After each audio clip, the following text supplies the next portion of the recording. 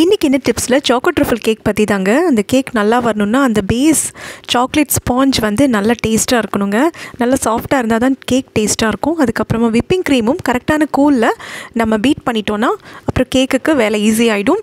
அதில் தேவையான நடுவில் இருக்கிற ஃபில்லிங் எல்லாம் சேர்த்துக்கலாம். டேஸ்ட்டுக்கு என்னெல்லாம் கொடுக்க முடியுமோ அதெல்லாம் சேர்த்துட்டோன்னா கேக் வந்து ரொம்பவே நல்லா இருக்குங்க. அதுக்கப்புறமா ஒவ்வொரு தடவை நம்ம க்ரீம் கோட் கொடுத்ததுக்கப்புறமா ஃப்ரிட்ஜில் வச்சு எடுக்கணும். அந்த க்ரம் கோட் செஞ்சுட்டு ஃப்ரிட்ஜில் வச்சாதாங்க அடுத்த கோட்டிங் செய்யும்போது அது நல்லாவே ஓரளவுக்கு பர்ஃபெக்டாக வரும். கடைசியில் இது சாக்கோ ட்ரஃபிள்ங்கிறதுனால சாக்லேட் கனாஷை நம்ம ஆட் பண்ணிவிட்டு அவங்க கேட்ட டிசைனும் போட்டுட்டு ரோஸ் நாசில் வச்சுட்டோன்னா நமக்கு டிசைன் ரெடியாக இருக்குங்க. இதுக்காகவே நிறையவே மோல்டு இருக்குது. ஒவ்வொரு விதமாக ஒவ்வொரு டைப் டிசைனில் மோல்டு இருக்குது. நம்ம சாக்லேட் நல்லா மெல்ட் பண்ணி அதில் ஊற்றிட்டோன்னா நமக்கு தேவையான டிசைன் நமக்கு கிடச்சிரும்.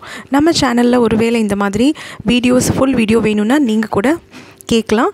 நாங்கள் இதோட ஃபுல் ரெசிபி போடுறோம். நம்மளோட சேனல் தயவு செஞ்சு சப்ஸ்கிரைப் பண்ணுங்கள், வீடியோஸ் லைக் பண்ணுங்கள், ஷேர் பண்ணுங்கள்.